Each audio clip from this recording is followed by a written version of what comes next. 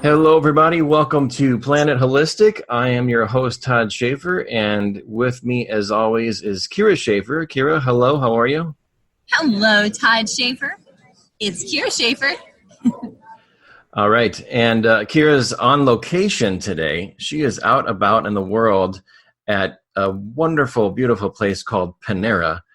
And I hear they serve food and drink all day long. They really do. Yeah, they really do. It's amazing. Yeah. So Delicious.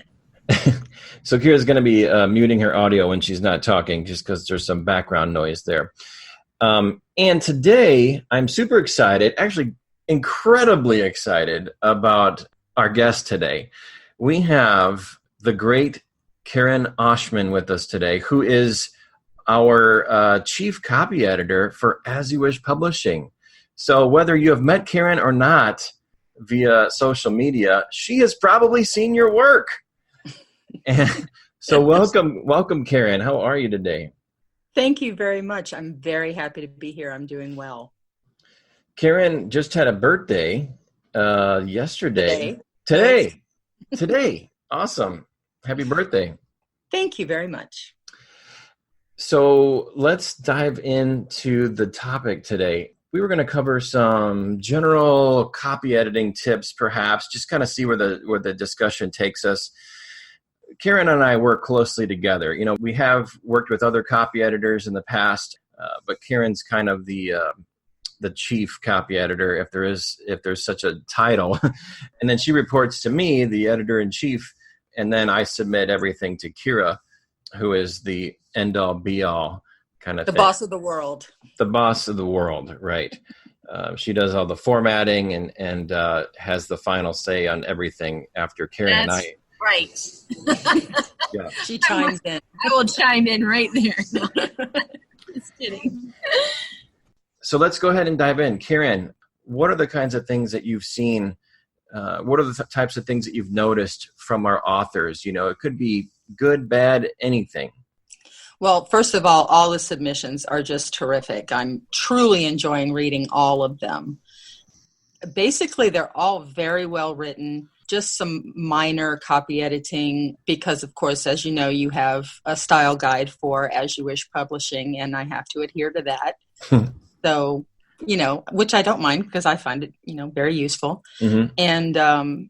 And I think just a few changes here and there. Mostly everything's really pretty well written. I might have to add a couple of commas here or there or take out a word that you don't want used, and that's about it. Mm-hmm.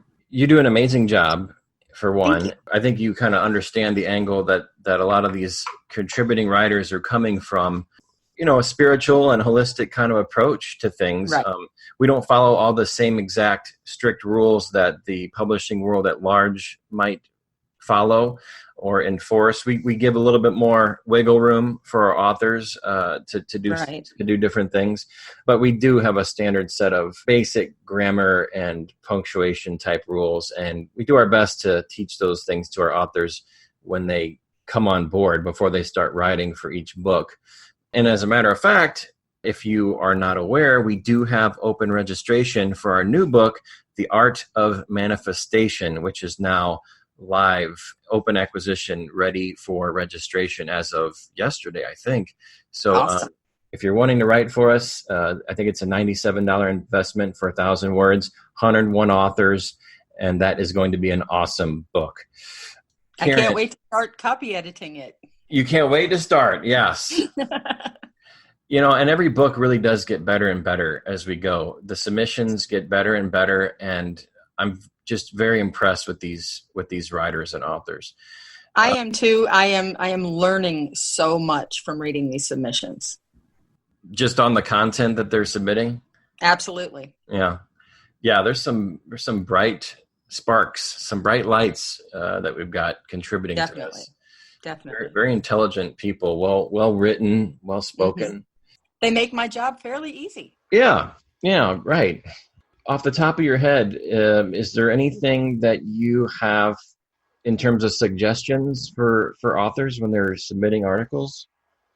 Well, what I do when I'm unsure of something is I basically Google it. Mm-hmm. Like, should you use is or was, or, were or was in this sentence? And then I look at what comes up. And there are a couple of sites that I typically go to. Grammarly, of course, is one of them. And Grammar Girl is another one that has a lot of good tips and information. Mm-hmm. So that's basically what I do. I do go through, I run the articles through Grammarly. I don't always take all of their suggestions because of what you just said. The way that these books are written in the holistic language and types of things, sometimes Grammarly doesn't understand that. Right. And so I'll look at that and go, no, I know that's how the author intended this, so I'm going to leave it as is. Right. We do make some exceptions there. Right. Kira, what are some things that you have noticed from our writers and authors, or potential suggestions that you might have for them based on your experience? Well, I think that the main thing is making sure everybody reads their work out loud before they submit it. I definitely agree with you guys that it's been a big shift from when we first started publishing to now. And I think our standards and our communication and our step-by-step processes have made it a lot easier for folks to submit their best work.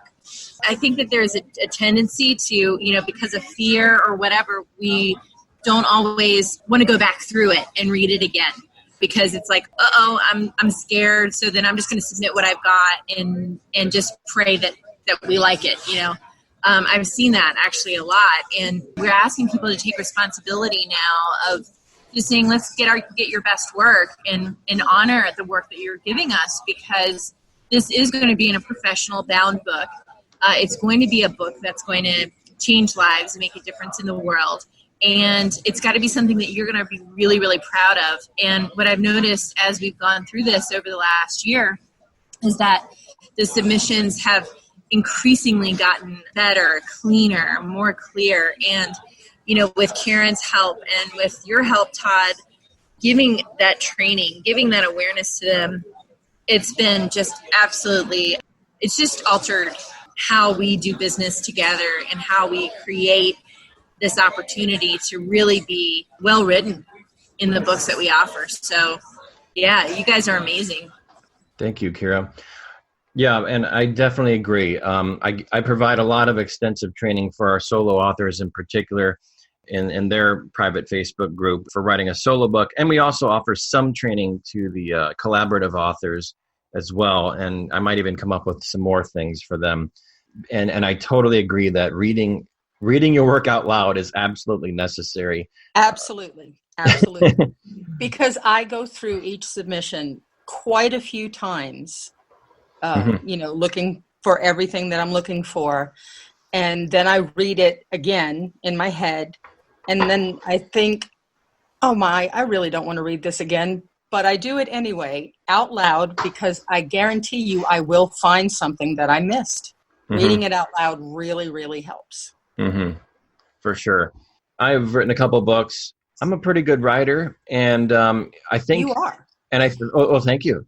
And I have the same problem, and I always go back. And here's the most important reason why you must go back and read your work out loud is because when you go back through to rework your paragraphs and add different sentences and change things, you're in a different thought process than you were when you first wrote that paragraph. And so you might not realize that something doesn't flow right, or you miss a word, or you have an extra word in that sentence, or whatever. So you have to hear it phonetically for your brain to register that something either works or doesn't work, especially after you've edited your article, for sure. Right. Mm-hmm. So really important tip there. Any other tips that either of you would like to share with our writers? That's a great question. I think that, the ideas that we've gotten so far, I think, using some of the technology that's available, like Grammarly.com, can be really helpful for people who are starting out with their editing endeavors. And it's a free service, but, Grammarly isn't always correct. I think we can agree on that. Yes. but it can definitely give you an idea. And I've noticed that since I've used Grammarly, because even though my husband, the amazing editor that he is, he'll go, "Did you read this out loud before you gave it to me?" And I'm like, maybe I did. And it's really cool because it forces me to have to do the work that I got to be honest here. But I go on there, I do Grammarly, and it's actually improved my writing tremendously. So, anytime you can get some basic tools, some ideas, it can be really helpful. I mean, a colon, a semicolon, an M dash. Yeah, it's just, it's like a whole world of craziness. It's so funny. I saw this meme, and it showed like this guy holding hands with a gal, and it showed like that's me, the guy is me, and then the gal he's holding hands with is just a comma and a period, and then he's turning around looking at a girl, and the other girl is like a colon, a semicolon, parentheses, quotes, ellipses. And he's like looking back at her like, I'm really interested in that one. And I'm like, yeah, don't we do that? Don't we do that all the time? Like, oh, hey, I'm going to put the semicolon in here. I have no idea what it does, but, it seems right. And right. Just because it seems fun, and it's so. And then later you go back and why did I put that in there? Exactly.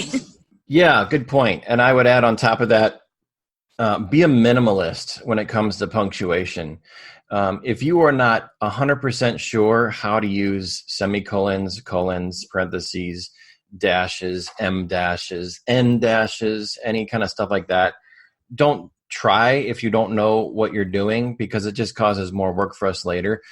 And the really easy case in point here is that when you look at professional books by the big hitters like Deepak Chopra and Marianne Williamson and these kinds of folks, their books are not riddled with excessive punctuation. It's mostly commas and periods. You don't want the mind, when you're reading something, to have to try to figure out what all the punctuation means. So commas and periods is usually enough, and you can depend on us, the copy editors and such, to read your writing and interpret if we need to add more punctuation to that. If a certain sentence requires a little bit more of umph or more emphasis or something like that, including italics and quotation marks. A lot of people don't know how to do those things properly.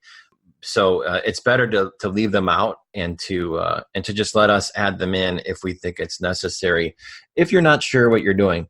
And as a general rule, italics are good for emphasizing something, and using quotes is good for if you're quoting somebody actually saying something, or if it's something somebody had said, or if you're using a word in a completely different context than it might otherwise read.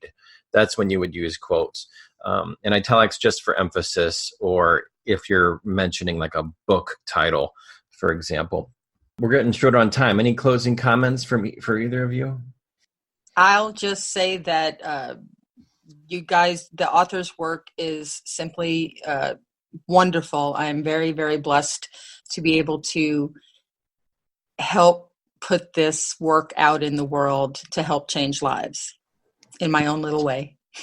For sure. And you make a major impact, and you're a major help for us. And you make good writing great. So we're very appreciative to have you. Well, thank you so much. I'm happy to be with you guys. Absolutely. We cannot do this work without you. It's so good to have multiple sets of eyes on things, because like Todd tells me, art is not ever finished or completed. It's abandoned. And but if we can get as good as we possibly can with the best of the best, which is Karen Oschmann and Todd Sigfer, then we definitely have a fighting chance. And you being able to help people get their message out to the world in a nice, clean, beautiful way really makes a difference. So thank you, Karen, for being with us. Thank you very much. Thank you, Karen. This is Planet Holistic. Thank you so much. We'll see you next time.